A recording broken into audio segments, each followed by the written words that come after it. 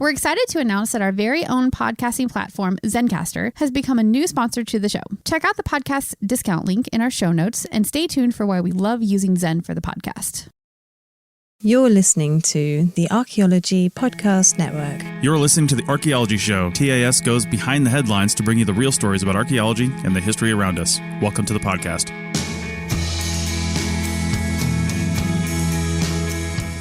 Welcome to episode 70 of You Call This Archaeology, and we're in sort of the actual recording studio part of the Reno Collective here in Reno, Nevada. So we call this the makerspace, although this is the room where the engineers would have been, like with the big board and stuff like that. Hence the speakers. Yes, the speakers up in the ceiling there. Oh man, did they get any money for the equipment they took out? No, I mean the former owners took all the stuff out. Ah. Yeah, except those speakers, which are very pricey speakers, but we're not using them for anything because they're not hooked up to anything. I don't know what we'd even hook them up to. So well, all right. Hang on, let's go back to So, anyway, welcome to the show, everybody. If you're joining us, please comment, say hi, say something. I see Eliza's on there. We've had a lot of people joining us for the show live. If you're listening to this recording on the Archaeology Show, you can go to facebook.com/archpod /archpodnet to be notified of when we go live. I also post this to a bunch of groups, but you can also find us on YouTube. Yeah, at Happy Archaeology Fun Time. Yeah, so go over and subscribe to Richie's YouTube page. Hit that little bell so you can be notified when he goes live, and then you can join in on the show, because that's the whole point of the show, is to be a live show. Yeah. And for anybody new, especially the Archaeology Show audience, which I'm starting to put this out to a lot more, is this is rarely completely about archaeology. No, or most of the time. yeah, probably most of the time. Yeah. Especially since I've been spending so much time watching myself talk about archaeology. I need to talk about something else. Right.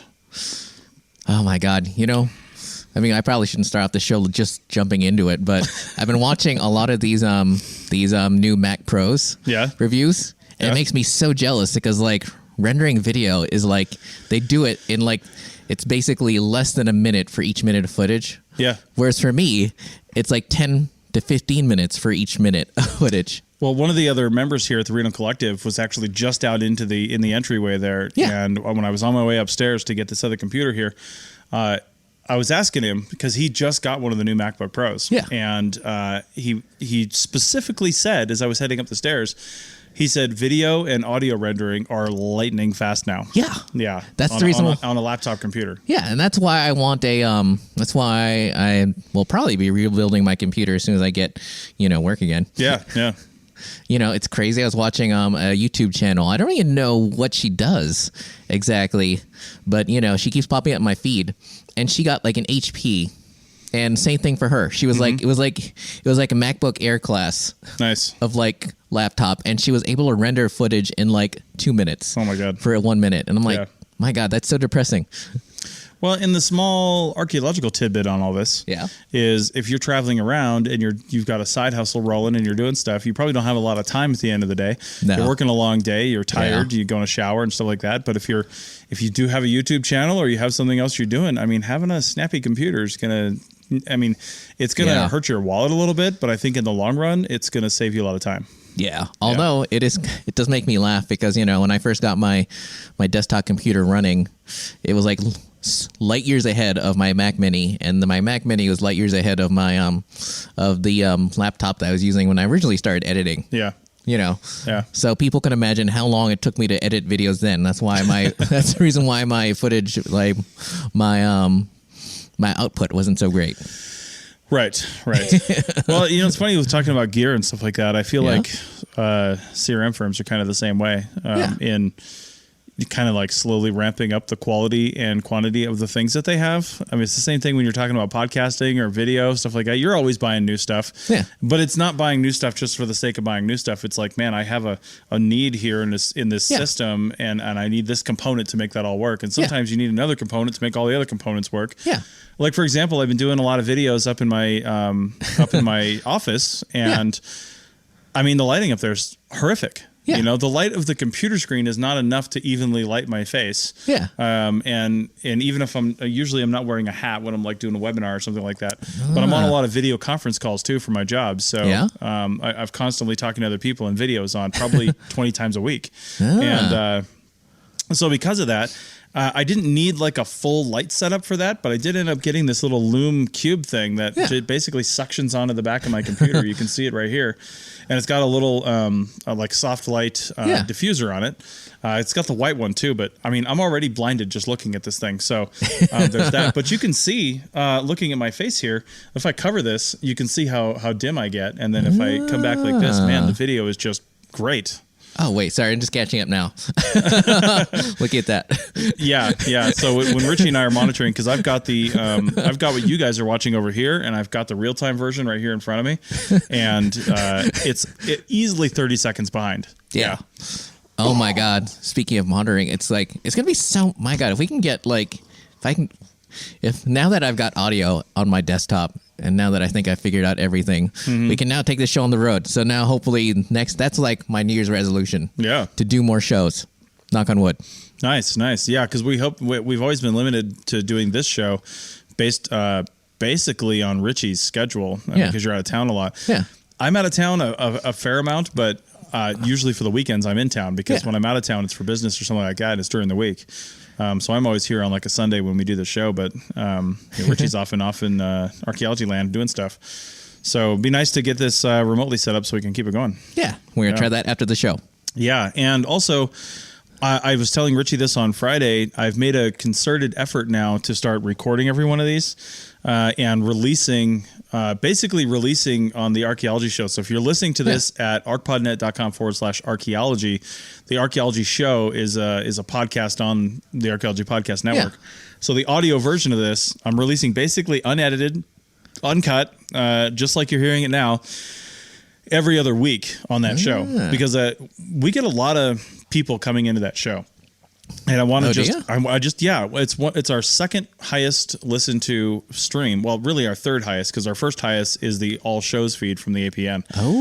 More people listen to that than anything else, which it really encourages me that they like all of our content. I mean, the thing gets like 15,000 downloads a month. Really? It's insane. Yeah. But then the next one down is the Dirt Podcast. Oh yeah. And there's two reasons I can think of, just as a pure mathematical person and a producer, why the Dirt Podcast is one of our highest listened to shows. Yeah. First off, they're fantastic. Anna and Amber are great hosts. Yeah. I like the way that they do stuff. They do well-researched podcasts. If you don't listen to the Dirt Podcast, you should. Yes. But second, they're weekly. Just by sheer numbers, they're going to get more downloads. True. So looking at that as the health of the APN, downloads is the only currency we have to measure that by. And I don't want to put out just garbage content, even though this show can actually be garbage content. But garbage is what we study in archaeology. I think it's interesting that you pay so much more attention to the analytics than I do, because literally I check into YouTube Creator like maybe once every 3 or 4 months. Well, here's the thing. The APN now has an employee to work on advertising. And we have to monitor downloads. Most of the time I don't care. You're right. Most of the time I don't give a crap. But when I'm talking to advertisers, they care. When advertisers need to know how many downloads we have. We need to know that the effort that we're putting into it is actually getting us, getting our advertisers more bang for their buck. So, and I just got to check and make sure we got audio every once in a while. Eliza's still in there. Eliza, give us a high five or let us know what you're up to today. Anyway, so that's the deal with that. So we're going to be releasing a lot more of this You Call This Archaeology content. Now, if you don't want to listen to it, the beauty of podcasting is you can just skip it, delete the episode. Yeah. It's going to be clearly marked in your feed.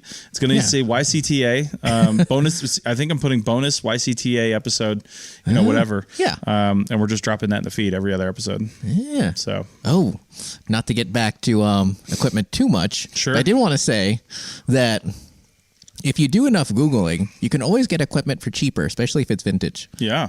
Because I really wanted a Shure, like an SM58. Like the 4 that are sitting in front of us? Yes, but then I can't, I don't want to, I just bought a mixer and I'm like, God damn it, do I really want to pay another $100? And one of those things I learned. It's so worth it. I know. I mean, a good microphone? Yeah. Well, the thing is, the one I've got now is really good, but I also wanted a different one just in case I needed 2 of them.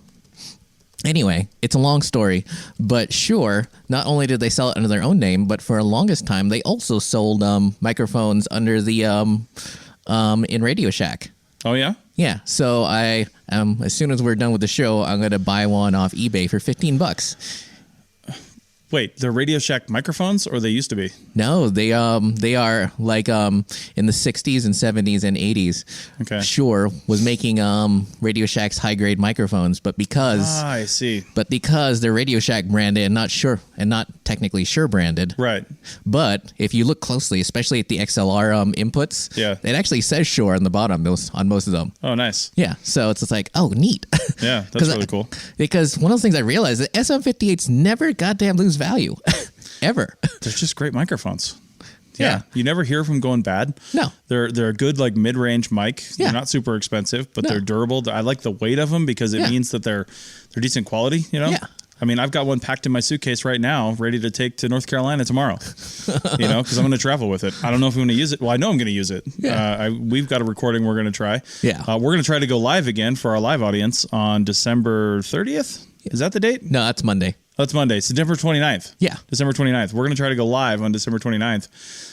It'll be 6:30 for me. If we do the same time, 3:30 for Richie, if we get this rolling, but hopefully we do. But yeah, I'll have my SM58 plugged into my Zoom H6 and then plugged into my computer. Yeah. My little light on, sitting down in the, wherever basement room I'm going to be in my sister-in-law's house. Oh my God. You know, speaking of like upgrading, you know what I was looking at last night that I never even thought of until I got that mixer hooked up? Yeah.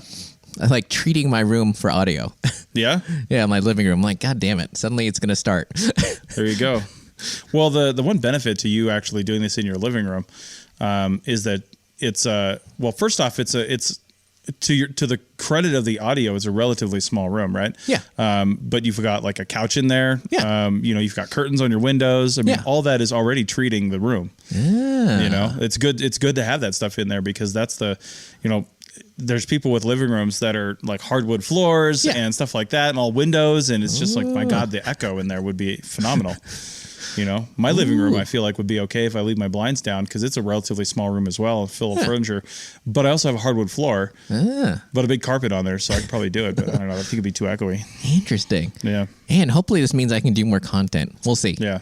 Because, right now I want to do more live streaming from home now that I got everything set up. Sure. We'll see, though. Yeah. Anyway. Well, you got some stuff on the list here. What do you want to bring up first? Oh, hang on. Shoot.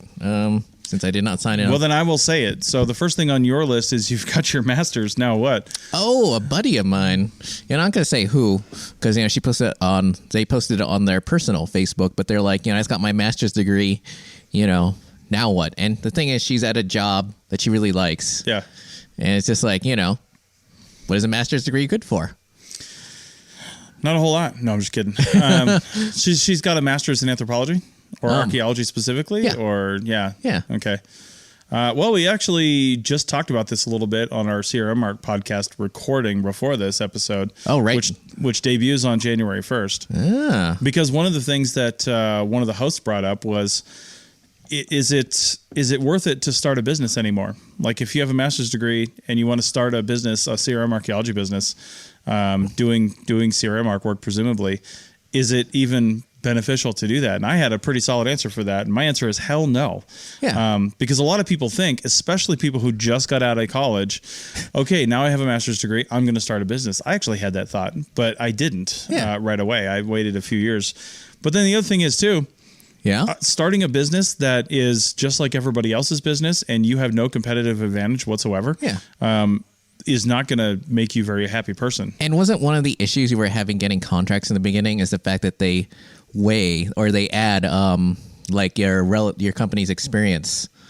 Yes, past experience is taken into consideration for a lot of BLM and government contracts. Yeah. Now, you can add past experience as like a PI or a field director or something like that, somebody who's managed a project from end to end. Yeah. If you did it for other companies, that does actually count. It won't count as much as if you're running your own business because they don't want you to go bankrupt while you're doing the project, or decide to get out of business. They need that sort of security, right? Yeah. So that does help, but And it might be that you might have to go find some private contracts, some other stuff to get that experience if you can't find the government experience, Well, it's also interesting because certain states, like I feel like California, it's easier to break into it with your own business since it seems to be like a lot of county level stuff and like private homeowner stuff. It's funny you mentioned that because California's, it might be easier because there's a lot more work, but it's hard to get it set up in California because the business licensing process is way more expensive. Oh, it is? And way more convoluted. Yeah. Oh, yeah, it was like $200 here in Reno, in Nevada.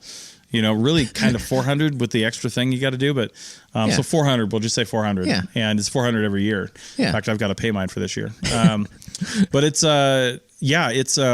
California. It's a couple $1,000s when it's all said and done.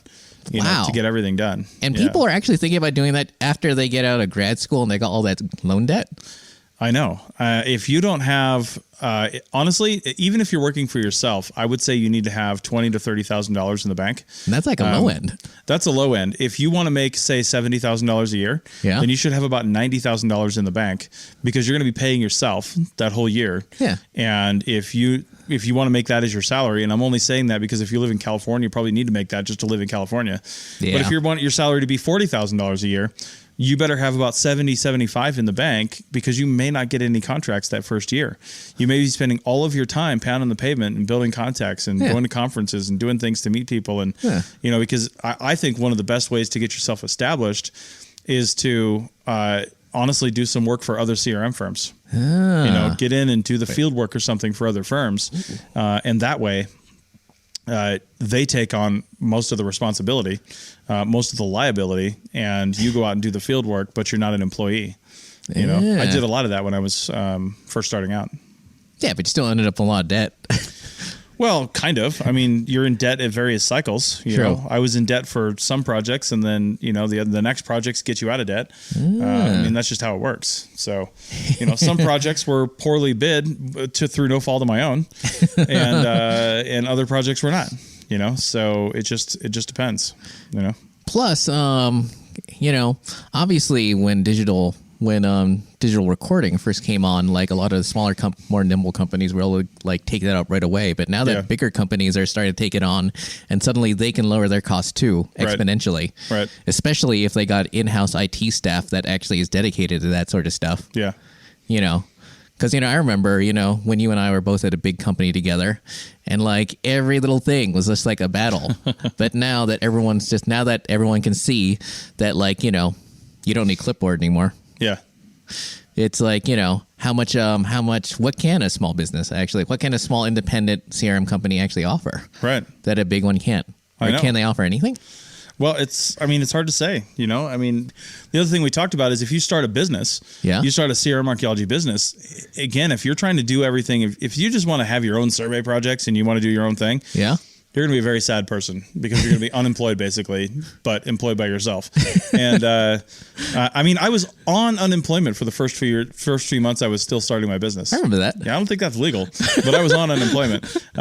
Anyway, it's too long ago for them to nail me for it now. But no, the point is, and this is what I mentioned on the CRM Art podcast, again, coming out on the 1st, it's if you go in and try to niche down and really say, listen, this is my specialty, this is what I want to focus on, there needs to be a need for that. So you should probably contact some people at CRM firms and say, hey, if this were a thing, would you hire this out? One of the things Bill brought up on the CRM Art podcast was like if you're a paleoethnobotanist or something like that, and you know how to do that analysis, or you're into faunal analysis or zooarchaeology or something like that, or geoarchaeology or whatever. Lithic analysis. Lithic analysis. Maybe you're an expert in historic mining towns or something like that, but you want to put yourself out there as that. Well, first you got to see, is there a need for that? Are CRM firms going to put down the money? Are they going to see the value in doing that? And it looks like our live video has interrupted on my side. Oh, no. It says it'll resume shortly. Oh, really? Yeah. Hang on, let me check my end. No, I'm still good. I'm still good on my side. Anyway, so if you want to do that, but then what I told them on the CRM Art podcast is you still need two things. Yeah. One, you need something that a lot of archaeologists are unwilling to do because a lot of archaeologists are somewhat introverted. Whether a little or a lot, but you need to be able to promote yourself. If you don't have a digital marketing, at least familiarity, take some free courses online, take some paid courses online. Yeah. Learn how to market yourself, because if you build it, they will come model simply doesn't work for anyone. And if you don't know how to not only talk yourself up in a very egotistical way, but that's how you have to do it. You have to go to a company and say, listen, I am the best in the field at this. And here's my proof. Yeah.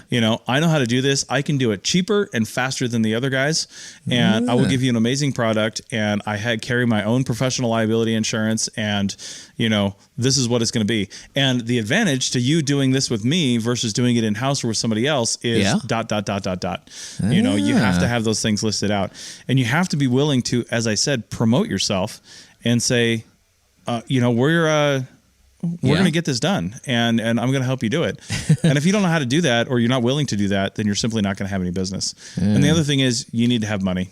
You need to have money in the bank to be able to support yourself, support those efforts, support the boosted posts, support the marketing, support your business cards, support your whatever you need, any marketing materials. You just can't do it without money. The other thing I mentioned is I started my business with some money I had in the bank, but then my brother was in a certain circumstance at the time, and he offered this. I wasn't even thinking about it, but he loaned me $7,000 that helped me, which wasn't nearly enough, but helped me get some things off the ground early on and really do some of the stuff that I would have had to wait longer to do. But the fact is, if I had won a project that I needed 10 employees for, I'd have been totally hosed that first month. Like, I didn't know what I was getting into, So that was, I'm glad I didn't. So anyway, that's what I think about having a master's degree. I think with a master's degree, personally, I think you should go find, if you have experience in CRM, go find the biggest firm you can in town that you want to live in, the biggest engineering firm, the biggest environmental firm. Find the biggest one and try to go get a job there, because you're going to have way more security early on. True. And you're going to be able to fly under the radar, because they have other people there. And while you're learning their processes and their experiences, you won't have so much responsibility. If you try to take that new master's degree, even if you have a ton of CRM experience and you try to go to another company, you're going to be put in charge of a project and a budget immediately. Okay. And that's just going to happen. And maybe you've done that before. Maybe you haven't. But it's going to be scary either way. And if you fail, you're going to fail spectacularly. And a lot of people are going to be relying on you. But if you fail at a massive company, that's true. That can be sucked in, and you can call it a learning experience. I'm not guaranteeing that. They might still fire you. But at the company we both worked for, that definitely, people messed up projects all the time. There was definitely a lot of failure from the master's degre level people. Yeah. And yet they weren't fired until the end. When the office ran out of money, but that's another story. Right. So that's my recommendation. If you don't have any CRM experience, 100% don't start your own company. But still try to find a job with a company that's large enough that you're not the only cog in the machine. You're part of a team, and you have the ability to find your own way. You know what I mean? Yeah, or learn on the job. Learn on the job. That's what I mean. And the other cool thing about a bigger company is sometimes they're a little more flexible with, money. In that, once you do get comfortable enough, and this is something Heather was mentioning on the Sierra Bar podcast, was, her company, she comes up with ideas and things, and they're pretty cool about saying, let's run with it. Really? Yeah. So, and it's nice to find a company like that. Yeah. You won't always get a company like that, but always keep in mind too, these bigger firms, it's not the company that's not like that. From a corporate level, they're probably 100% like that. Yeah. But sometimes you might get some grizzled old archaeologist that's the PI for that division, and they're not like that. So don't put it on the company. It really is the immediate archaeological chain of command that you're having a problem with. I mean, we both work for companies where every little thing, we've been doing this way for 20, 30 years. Why should we change? It's perfect. Right? Yeah, I hear you. So, anyway. Good times. Sort of. Yeah. Well, this is a good point. Let me just call a break real quick for the podcast audience. If you don't like listening to commercials, go over to arcpodnet.com/members, because at a couple of our levels, possibly all of them, I can't even remember, you get early downloads, and the early downloads do not have commercials in them. Oh, they don't? No, they don't. Because of our new hosting system, it has to go to the podcast host to actually get the commercial or the advertisement served up to it. But the early downloads come through a special page on the APN that you get access to through your password and your username. Yeah. And you just hear this shoop, shoop, the little sound effect, and no ad. So benefit of membership, no ads. But since if you're not listening to this on that, here's your ad. All right. Chris Webster here for the Archaeology Podcast Network. We strive for high-quality interviews and content so you can find information on any topic in archaeology from around the world. One way we do that is by recording interviews with our hosts and guests located in many parts of the world all at once. We do that through the use of Zencastr. That's Zencastr. Zencastr allows us to record high-quality audio with no stress on the guest. Just send them a link to click on, and that's it. Zencastr does the rest. They even do automatic transcriptions. Check out the link in the show notes for 30% off your first 3 months, or go to zencastr.com and use the code TAS. Looking to expand your knowledge of X-rays and imaging in the archaeology field? Then check out An Introduction to Paleoradiography, a short online course offering professional training for archaeologists and affiliated disciplines. Created by archaeologist, radiographer, and lecturer James Elliott, the content of this course is based upon his research and teaching experience in higher education. It is approved by the Chartered Institute for Archaeologists as 4 hours of training. That's in the UK, for those of you that don't know. So don't miss out on this exciting opportunity for professional and personal development. For more information on pricing and course structure, visit paleoimaging.com. That's PALEO imaging.com, and look for the link in the show notes to this episode. All right, so we're back for the live audience that we just had to cut there, but for the podcast audience, we just served you up a little ad there, so enjoy. Oh, perfect. So what else you got, Richie? Oh, my God. I'm glad I wrote this down because I totally would have forgotten this last. This is why we take notes. Yeah, but I already forgot this like last week and the week before. But I think it's interesting. Someone was mentioning, obviously there's been a lot of talk about the fact that Apple's going to get rid of its Lightning port on its phones and just go with contactless charging or Qi charging, which most phones are probably going to have sooner rather than later. Yeah, that's the thing. Well, I mean, not wireless charging, most of them are going to have, but I was worried that a lot of phone companies are going to start going, taking out the USB-C ports. Yeah, and the biggest problem I see with that is not headphones. No, because a lot of people have wireless headphones these days. I got a whole bunch of them. Yeah, the problem I see is, like, for example, I just put a new stereo in my truck. I've got a 2015 Toyota Tacoma. Yeah, and over the summer I put a new stereo in there because I was tired of not having CarPlay.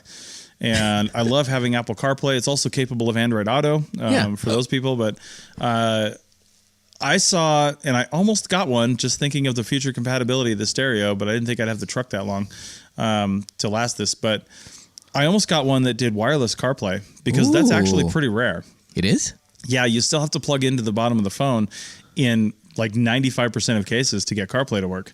Oh. And I don't know if Android is in the same boat, but I don't know if you can do wireless Android Auto or not, but I saw one option on the list from Crutchfield, which is a pretty big audio provider. Yeah. I know those goods. Yeah, for for cars and stuff. But there was one option that had wireless CarPlay, and the only reason I didn't get it is because otherwise it was garbage. I didn't like the stereo at all and the options that it had. And I also wanted this extra thing that plugged into it that gives me some more metrics about my truck and does a little more troubleshooting on it, gives me tire pressures and things like that. Yeah. It didn't do that. That's why I didn't go for it. Yeah. But, I mean, looking back on it, to be honest, wireless CarPlay would have been nice because I don't know where my phone's at, but where is my phone? Gone. Anyway, wherever my phone is right now, I've got this Goal Zero Zero Lemon battery case on it, and it's got a USB-C port on the bottom of it for charging up the battery and the phone at the same time, and it doesn't have data pass through in that port, which means if I want to plug my phone in to the CarPlay in my truck, I've got to take it out of this case to plug it in with the lightning cable because they don't have that. And that's not to say every case doesn't have data pass through, but this one doesn't, and it's irritating. And I wish I had the other options there. But I was thinking about it from a different perspective because so many people There it is. Oh yeah. Well, so many people are now switching to tablets and phones, like, either company issued phones or their personal phones, Right. for recording and for navigation, and using with their little GPS units. And like the first thing you realize is that a phone can't make it through the whole day without without a battery pack. Yeah. And so once all the ports disappear, it's going to be, how the heck are you going to I can't even imagine. I can imagine people using rubber bands to get their phone to lay on top of their wireless charger all day, and other stupid things. Yeah. Because it's I wonder how it's going to affect field recording, and That's a good point. But I think it would go to stuff like these cases. Because they make cases. I mean, this one plugs into the bottom of the phone. Yeah. But what's the difference in having a case that because the whole back of this case is a battery, right? That's where the battery is. Yeah. What will be the difference in having this just case wrap around the phone and having that be a wireless charging battery? Because I've got a portable battery that's I want to say it's a 4,000 milliamp battery. It's super thin. Yeah. It's about the thickness of this case. And I can set my phone right on top of it. I can plug into it if I want, but I can also set my phone right on top of that battery and it'll wirelessly charge. Interesting. Yeah. And funny you should say the rubber band thing, because when I first did it, I actually was using one of my wife's hair ties when we were walking around, and I secured that battery to the back of my phone because I didn't have this case and battery, and I was charging with it while we were walking because it kept slipping off. I was trying to hold them both at the same time, and it kept slipping off. So it didn't work. But I think when they get rid of the ports, I mean, that's just a problem that'll solve itself with commercialism. Hopefully. They'll just create a case that, or some sort of attachment mechanism, but I think it's more likely going to be a case where you can either slip in a wireless charging battery and swap them out or something, or it just works wirelessly. Interesting. Oh, because that's what I'd guess. Yeah. Because one of the handiest things about having this, USB-C now on most phones is the fact that when I was doing my photos for reports and stuff, I could just hook it up to my computer and just have it download photos instead of having to do it wirelessly. Yeah. It is nice for that. And there's going to be some use cases where, having the ability to plug in that's gone is going to be harmful. But I mean, in most cases, I don't know how Android and PC connection works, but I can wirelessly send photos, full resolution photos, to my computer without a network. Oh, same here. From my phone. But thing is, it's just faster. At least I found it's faster. It is faster. If you're doing a ton of them, it's going to be a pain in the ass. Yeah, totally. Yeah, there were some days where I was doing 100 photos, and it's Right. I mean, if you're working, I use WildNote for that stuff, and so I don't transfer the photos to my computer necessarily, but I'm transferring them up into the WildNote system, which if you're on a hotel Wi-Fi and you've got 100 photos, I mean, that can take a little while, Yeah. So you got to consider that kind of thing. And then I don't even know, you run an issue, WildNote doesn't really do stuff, at least from iOS standpoint. It doesn't use AirDrop or anything like that yet, so you can get stuff off of your device without a network. Yeah. Because I've constantly thought about the issue, and it's not just WildNote, but it's other programs that suffer from this. Yeah. We've done camping projects before. Yeah. And at the end of the day, if you want to dump your device and you don't have cell service and you don't have Wi-Fi, staying on the device. That's all you can do. Yeah. It's not going to leave that device. Now, when I was using Tapforms, I could airdrop forms. It was still a pain in the ass because one site might have 7 or 8 forms, right? Yeah. And I'd have to do them each individually, but at least I could get them off the device. Yeah. But a lot of native programs, they don't use airdrop in that way yet, and it's tough to get stuff off. But I think that's a limited use case. In most cases, you're not camping for every single project in a complete dead zone, You know what makes me wonder now that I'm thinking about it? I wonder how many companies, A, buy iPads for their digital recording, and B, buy the pencil. Now that the base model iPads are pencil compatible. Yeah, I mean, I would only do it if you're using it for excavation. Interesting. Yeah, or you're sketching artifacts in the field. Yeah, or I guess you wouldn't, because it's real handy for that. Because I guess no company, still hand draws their site maps. Probably not. Some companies still hand draw artifacts and stuff like that, though. Yeah. Projectile points. And it's really nice to take an app like Graphic or something and just take a picture of it, put it on a base layer, and then quickly sketch, even while you're in the field. And the nice thing is, if you can't finish the sketch, you've got the base layer. Yeah. You know, I like to sketch profiles and artifacts when I'm standing in front of them. Same here. But I've also got the picture as a base layer, and I'm basically tracing. Yeah. But I only use the real live version just for those little anomalies that photographs are not picking up. You know, but chances are your photograph's picking up everything you need. Oh, plus you don't have to bother with the damn plumb line, and then and then the measuring tape down. Well, you basically save $40,000-$50,000 because you've got a whole other person standing there. Yeah. That's being paid to stand there. Yeah. And do measurements for you. Yeah. So, you know, you just saved a salary, or better yet, you shifted it over to a more important topic. Yeah. You know, a more important task. You know, that's interesting because I remember being super intimidated by profiles when I first started. Yeah. Because I hadn't been taught that in field school. Well, I mean, I sort of had been, but the way they let us do it the way we wanted. Mm-hmm. And so like the instructors were doing it, with the plumb line, and then they had the two measuring tapes, one laid out, and then one for down, or one for X and one for Y. Sure. But then, unfortunately, when I was in field school and doing it, me and my dig partner decided we were just going to eyeball it. So when I got in the Ruby pipeline, I'm like, I don't know how to do this. Yeah. God, I mean, do you even really need to draw side profiles if you're like just taking photos of them? I think it helps. I think drawing a profile, because that's a good point. If you are taking a photograph, that's one thing. But I think, to me, if I'm going to make some kind of case for drawing, and I think the reason we used to draw back in the day was partly because the photographs weren't as good, but also because drawing now, still today, on top of a photograph, helps to highlight those things that you saw as a scientist, to point it out to the viewer, right? Yeah. To the person that's reading the article. One of the things I saw when I was in grad school, and this is back in 2009 and 10, was looking through, I took a fluvial geomorphology class in grad school, and it was really enlightening and totally outside of anthropology, archaeology, but very important for our understanding of site formation processes, right? How do rivers work? Yeah. Because rivers make huge impacts on archaeological sites when they move around, and understanding how those rivers move and being able to interpret paleo riverbeds and stuff like that. Anyway, we had to read a lot of articles that are outside of the archaeology realm as part of that graduate course.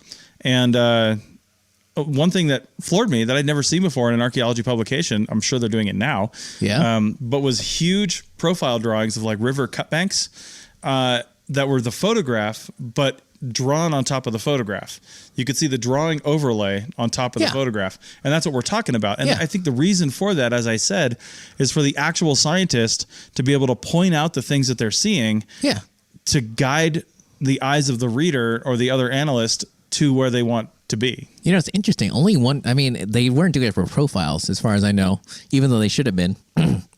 But when you look at a site record, if you're at home and you've ever looked at an actual real site record, you realize it's just like a little white square, and then like all the little squiggly lines, and then the key.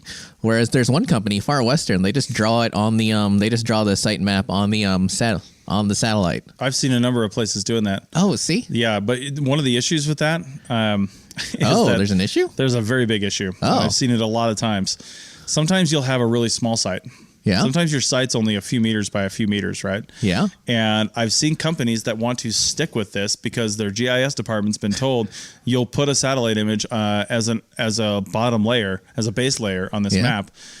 But the resolution of a lot of satellite imagery, it's like 2 meters, right? And so when you get down into that small site, do you know how many site forms I've seen where it's a satellite image that's just 100% blurry and you can't even tell what it is, and then you've got drawing on top of that? It's like, listen, at some point, put the topo map back there. Oh, I was gonna say, haul out your drone and take an aerial photo. Obviously, that would be the best way to do it. Yeah. And a lot of places, I wouldn't say a lot, but some places do have publicly available aerial imagery as well. Ooh. So try to find that if you can, because the satellite imagery is never going to be good. And I honestly wouldn't put a satellite image in the background of a map unless I was at least, 50 meters across. Yeah. Because you're not going to be able to see anything. What's the point of having it there? The whole point of having the satellite imagery is to have a better picture of what the site looks like. Yeah. And the only reason we are using satellite imagery is because Richie's absolutely right. They didn't bring a drone out there. Yeah. But for getting back to side profiles, like it for me at least, it'd be so much easier to visualize, if you, instead of having, the squiggly lines and everything, you just put like a line over the photo and said, this is this, and that's that. Because, I don't know what I'm looking at when I'm looking at these like profiles. That stuff is always so half-assed. It's just like, people don't look at these as they look. I feel like a lot of people look at site profiles or site drawings and location maps as a consequence of their job and not as some future scientific thing that people are going to be looking at. Like they're just like, oh, I've got to finish 25 drawings today and I'm just going to do it. They just don't put any time in it. I got to say real quick, Corbin Dixon is watching. How's it going, Corbin? What's up? I think he joined us last week. And Alexia Sober just joined, which means... neat. Which makes you think I'm hungry because she owns a fantastic cafe up in Virginia City. Oh, it's true. Yeah, the Canvas Cafe. Yeah. So one of these days I'll get over there. I know. I don't get up there enough. I've been up there a few times, but in fact, we were up there not too long ago, and I didn't see her there. But yeah, great place. So, and Alexia says that we are her favorite archaeologists. Well, I appreciate that. Although I know she's lying because Jenny is her favorite archaeologist. Oh, it's true. Well, or at least That's right. But Jenny's probably our favorite archaeologist too. So there you go. Anyway, so what else do we got? Oh, hang on. Let's see. Well, you've got Adventures in Unemployment.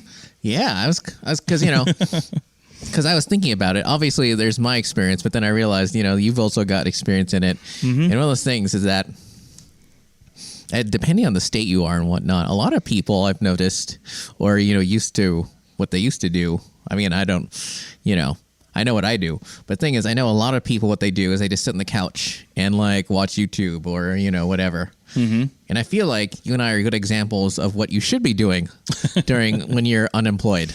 Yeah. Because, how many people are like get so angry or worked up over the field season, like, I want to go do something else, blah, blah, and then suddenly they're unemployed and they don't do anything. Yeah, man. I mean, take advantage of it, Yeah.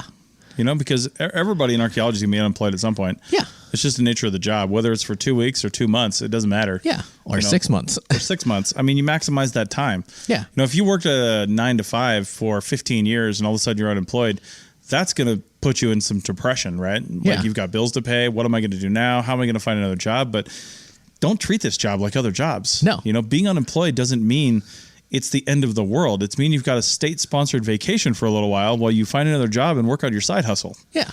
I mean, as I mentioned, I started my business while on unemployment. Yeah, and right now I am like applying to all sorts of different jobs. Today, one of the things I was doing outside, other than updating OBS and Skype, mm-hmm. is I literally I heard a radio ad for a local radio station, and they were advertising for marketing, and I spent like 5 hours listening to that station afterwards because I had missed the contact info. Yeah. I told you this before, but I haven't told them this. And I was listening to it, and then I listened to it for 8 hours the next day, didn't hear it again. But I'm like, well, and it's not on their website, but the crazy part is they said, send, go to the website or call us in. And they gave the general, they gave the general radio, the general station number where they said, come in. And so, I thought, well, maybe I should just apply. So that's what I was doing outside. I was literally, I had written up a letter Friday and was just thinking, should I send it or not? And then I sent it. Yeah. Because what's the harm? There you go. I'm unemployed. Yeah, there is no harm. Yeah. I mean, as long as you don't take the leap, you'll never know. As long as the, that's how I ended up at the bookstore. Yeah. Yeah. Because, obviously, what was it? Was it 4 years ago that you went to China Lake? 4 or 5, yeah. Yeah, anyway, 2015. You obviously offered me to go on the next project. I'm like, no, I'm going to try to do something else. Yeah. Which, I mean, granted, that wasn't I probably could have planned it out better. Ended up at a different job other than the bookstore. Yeah, yeah. But, still, so many people in archaeology, not only do they not do anything with their winter, but then they often wonder, do I have any skills that apply to anything else? Right. But they do. They just don't they're just not giving it a chance. Mm-hmm. And then they just spend all winter, and then, come spring, they're super angry that they're not being hired yet. Yeah. All my friends have been hired. Why not me? Yeah. And then suddenly it's just you got to be proactive. I know. And that's the whole key to this whole thing. being proactive, working on your side hustle all the Yeah. time, because that's the other thing you're doing. You're not only looking and applying for other jobs. No. You're working on the stuff that, either A, provides you joy and pleasure, which there's a lot to be said, Yeah. in this field, in just your life in general. Yeah. But B, might also bring in a little bit of a side income for you at some point, Hopefully. if you get the YouTube views and the subscriptions. And sometimes that stuff goes long time without anything happening, and all of a sudden people start finding your stuff and it's viral. Yeah. And then before you know it, you've got 20,000 subscribers. Yeah. I mean, how long did it take for the CRM Arc podcast to start, I mean, it takes a long time. Yeah. And the APN as a whole, Yeah. it takes a while, but as it gains traction. But I think consistency is the key. This show is a good example. I mean, there's 4 people watching right now. Yeah. And we could easily say, why are we even doing this? There's 4 people watching right now, but I think consistency is the key. More importantly, we've done it a whole bunch of times where no one was watching. A lot of times where no one was watching. Yeah. But you know what we do during those times? We still record it. Yeah. It still ends up on there. And if somebody ends up seeing it later, great. Yeah. But it helps hone our process as well. Yeah. And if we just... I just saw in one of the podcast groups I'm part of on Facebook, and someone was like, I don't know if I'm going to, I'm looking at my, guys help me out, basically is what they're saying. They started 2 podcasts in 2019. One of them had like 20 episodes and one of them had 7 episodes. Yeah. And they were like, I'm not getting the engagement that I want. I'm still getting like 30 listens per episode on this one. And I'm like, 7 episodes in the entire year? It's not even monthly. Like, you need to get out there and do it. Establish a schedule, establish a routine, Yeah. And the only reason this show hasn't been on a routine is because Richie's actually working, and so am I, and we just can't connect and do it. This is the kind of show that you can't just record. Now, we may have figured that out, Yes. but it's a complex problem to figure out. It requires expensive gear and just getting that problem done. So, but we're figuring it out. We're continuing to do this, even though I see 1 person watching right now, and and I don't care. That's fine with me. So, yeah. Also, get good. This is probably like a non sequitur, but get good at spreadsheets and or at least scheduling yourself or using Google Calendar. Yeah. Like, that's the one thing. Like, I realized, I talked about this somewhat last week, but it's like I've been looking over my Google Calendar. It's like, wow, I'm like, even though it doesn't feel like I'm doing a lot, I realized I am. Like, I'm doing a surprising amount. It's just, there's so much to do. I have to chip away. Well, it's a good tip too, because I think putting stuff on your calendar. A lot of people like to put or feel like the only thing they can put on their calendar is like work things or tasks or stuff like that. But let's say you are unemployed and you've just got stuff that you want to do, even if it's, I don't know, housework or something like that. Just put it on your calendar, because filling up that calendar helps with your psychology. And I would like to say, Connor Jonan, or as they say in the podcast, he says, ArcPodNet is no fun.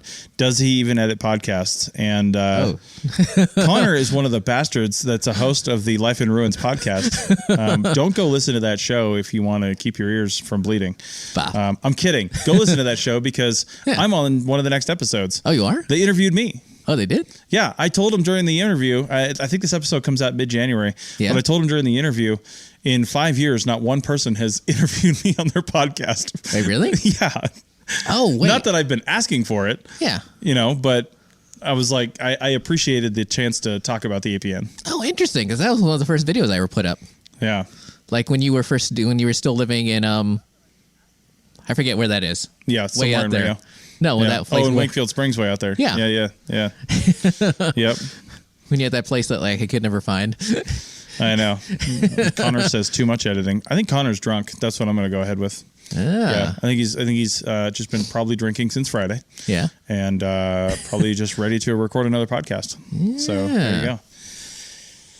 Anyway, let's take a quick out so I can have an editing point for the archaeology show. Again, if you don't like commercials, then either listen to this live or arcpodnet.com/members, and you can listen commercial free and early when I get my crap together and actually get them edited. So as Connor says, so we'll take a break real quick for the audio portion of this, and we'll be back in a second. You may have heard my pitch for membership. It's a great idea and really helps out. However, you can also support us by picking up a fun t-shirt, sticker, or something from a large selection of items from our TeePublic store. Head over to arcpodnet.com/shop for a link. That's arcpodnet.com/shop to pick up some fun swag and support the show.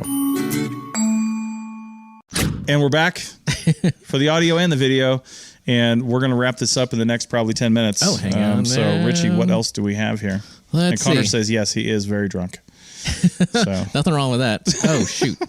Hang on, let me... now, I had a peppermint schnapps during my last recording, so, but that didn't get me drunk at all. Hang on, just moving things a little. Probably can't have any drinks tonight. I got to get up at 4 o'clock in the morning. Oh, seriously? Yeah, I got to get on an airplane and go to North Carolina.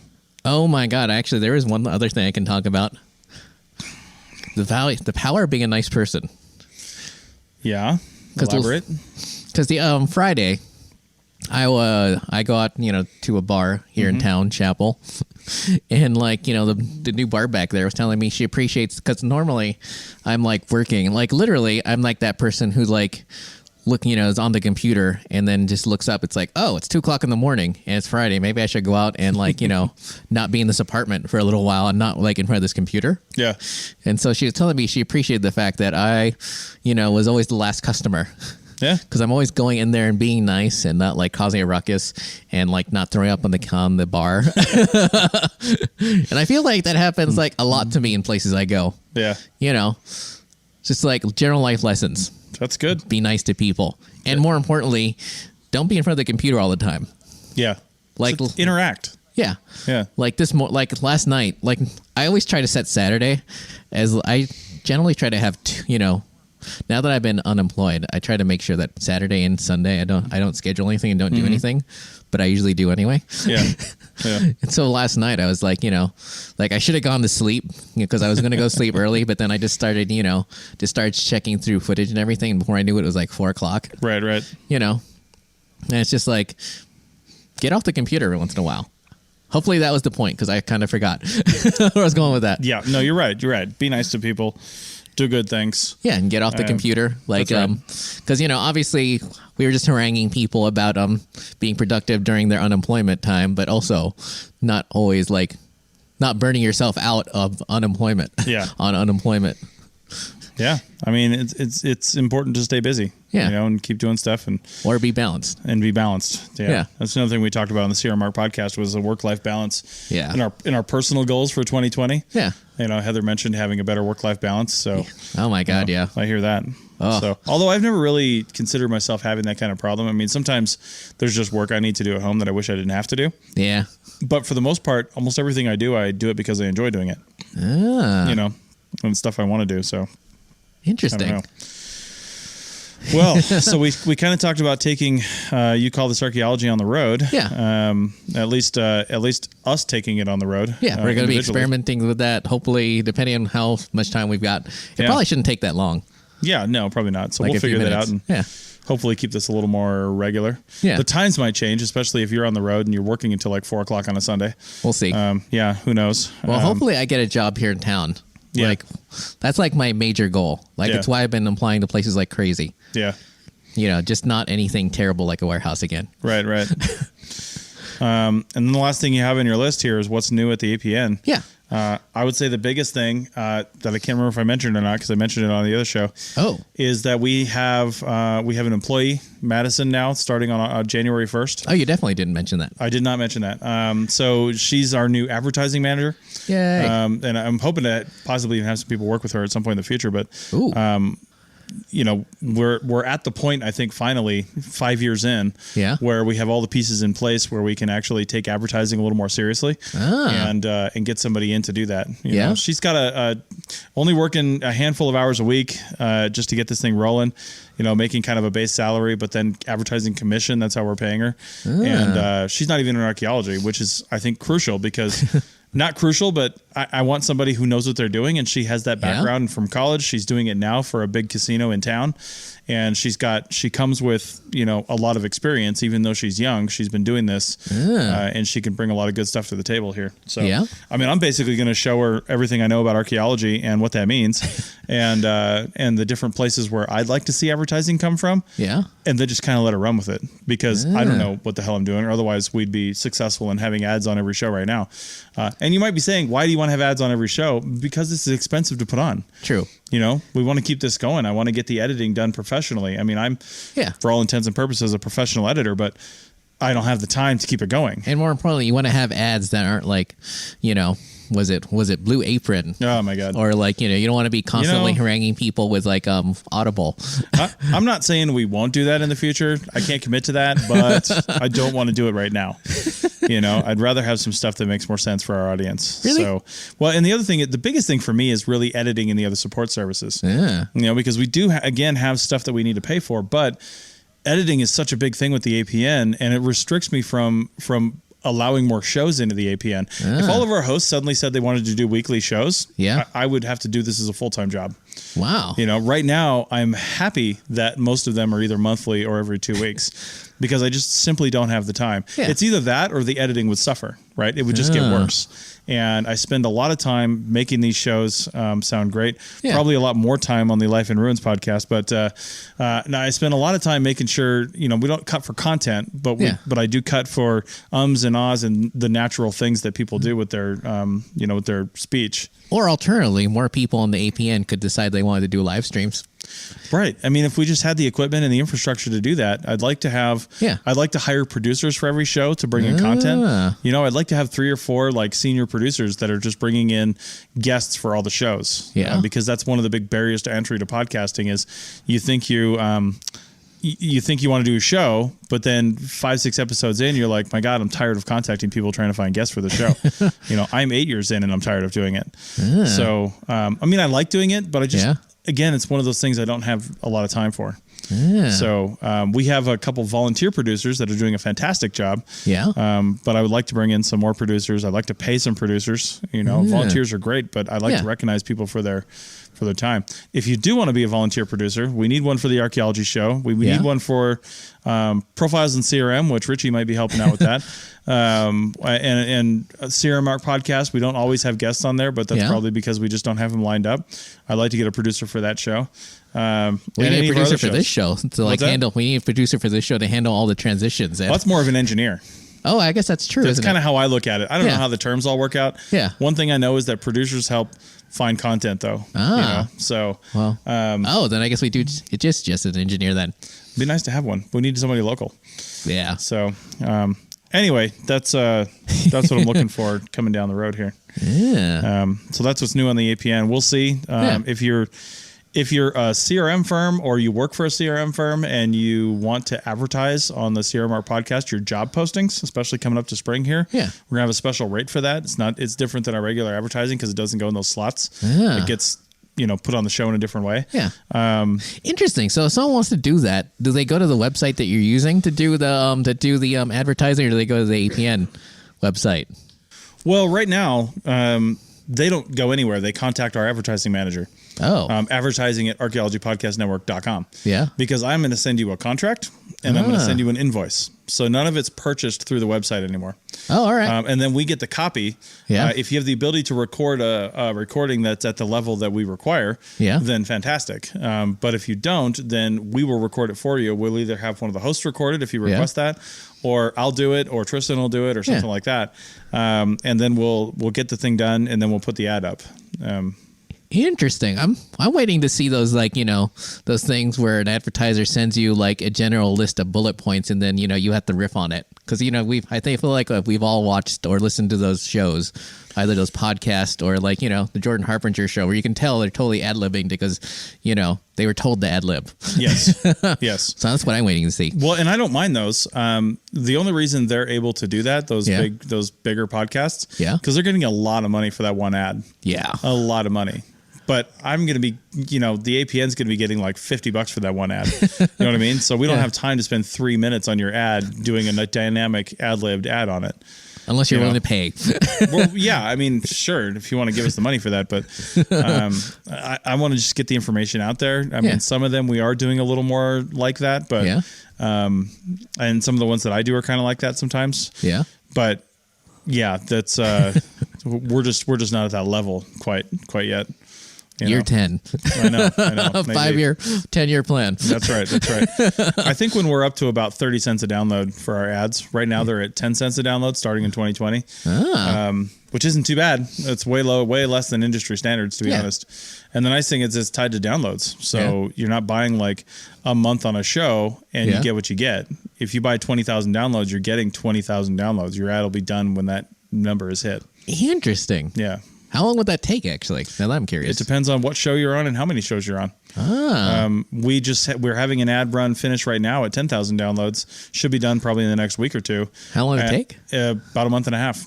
That's it? Yeah. Wow. Yeah, because they're on several shows.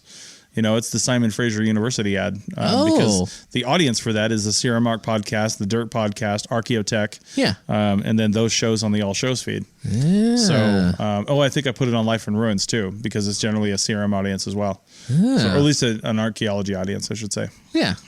I also appreciate the fact that they actually come up with bits at the beginning sometimes. I know. Well, anything you hear at the beginning of Life in Ruins podcast was usually a mistake that I cut and threw in the beginning. Oh, alrighty. Yes. Oh. Yeah. Because I do that too sometimes when I'm doing my video editing. Chuck Hutchinson joined us late. He said, "Hey, what did I miss?" Well, good thing for you, Chuck. The recording of this will be processed and available on Facebook, and Happy Archaeology Fun Time on YouTube. Yeah, and if you want, you can always go through the website. Yeah, Richie's website, which is the same name, right? Yeah, just .com. Yeah. So, also, this will be released in a few weeks on the Archaeology Show podcast feed. So, if you subscribe to the Archaeology Show, you'll see this there. So, you said a few weeks? I can't remember what the date is, but yeah, a few weeks. All right, then I'm going to say it. I'm going to say it out loud. What's that? Was it Rise of Skywalker is the best Star Wars ever, even though I don't believe it and haven't seen it yet. Nice. And I only say that because I've been watching too much YouTube and people hate The Last Jedi so much, even though I thought it wasn't a bad movie. Yeah, I don't know. We'll see. I'll probably like it. I'm not like a super fan of those movies, but neither am I. I'll probably like it just enough as a decent movie with high quality graphics. Yeah, and a lot of money poured into it. Yeah, you know, I don't have a high bar set for those movies because I don't want to set a high bar. I just want to go in and not think about the world for 2 hours and enjoy it. Yeah. You know, we'll probably see it over the break in North Carolina. Interesting. Wait, did you ever see Knives Out? Which one? Knives Out. Knives Out? Yeah. Oh, no. The one. Oh my God, that was so good. Yeah. The dude who directed The Last Jedi, Rian Johnson. That was his Thanksgiving movie. Yeah.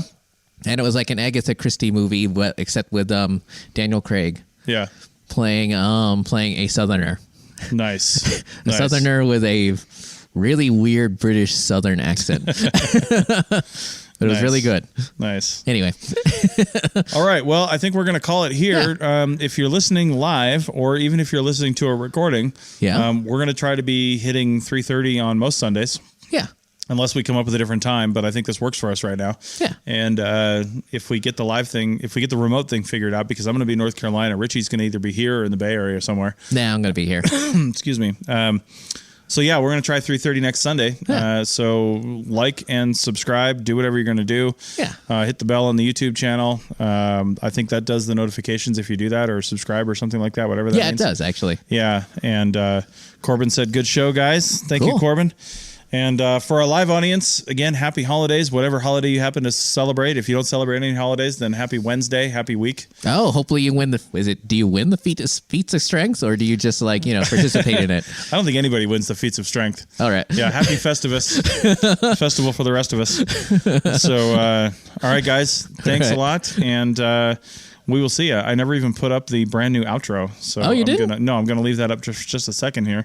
I will mention that while this is up. So head on over to arcpodnet.com/shop. Yeah. Because there are a couple new designs. And if you're hitting it right now, if you're listening to this live, anytime we put up a brand new design, it's 20 or 30% off for like 3 days. Yeah. And I put up a few in the last few days. Yeah. And one of them from the Life in Ruins podcast, because it was somewhat of a private joke on that show where David House had archaeology is the worst thing mankind ever. Agriculture is the worst thing mankind ever came up with. Archaeology is the second worst thing mankind ever came up with. No, so we got a T-shirt that says agriculture with a line crossed out through it. Hashtag agriculture. But then I was like thinking about my Ask an Archaeology Ask an Archaeology series, and I put up one that's basically a right triangle with 1 meter, 1 meter, and 1.41. And it says Ask an Archaeologist.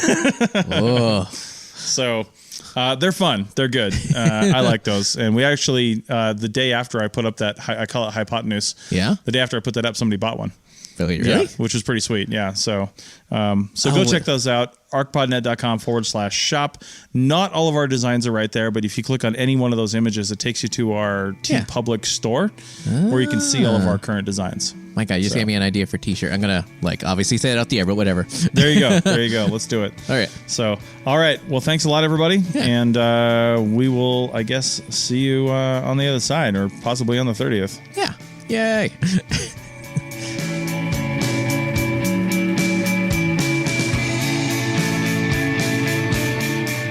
Thanks for listening to the Archaeology Podcast. We hope you enjoyed it.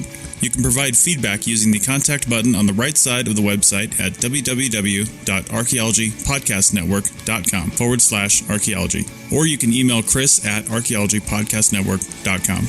Please like and share the show wherever you saw it so more people can have a chance to listen and learn. Send us show suggestions and follow ArchPodNet on Twitter and Instagram. This show is produced by the Archaeology Podcast Network.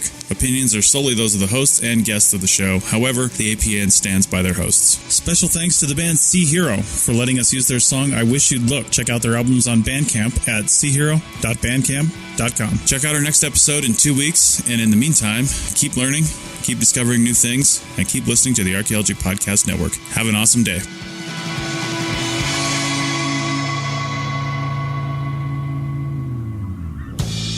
This show is produced and recorded by the Archaeology Podcast Network, Chris Webster and Tristan Boyle, in Reno, Nevada, at the Reno Collective. This has been a presentation of the Archaeology Podcast Network. Visit us on the web for show notes and other podcasts at www.archpodnet.com. Contact us at chris@archaeologypodcastnetwork.com. Thanks again for listening to this episode and for supporting the Archaeology Podcast Network. If you want these shows to keep going, consider becoming a member for just $7.99 US a month.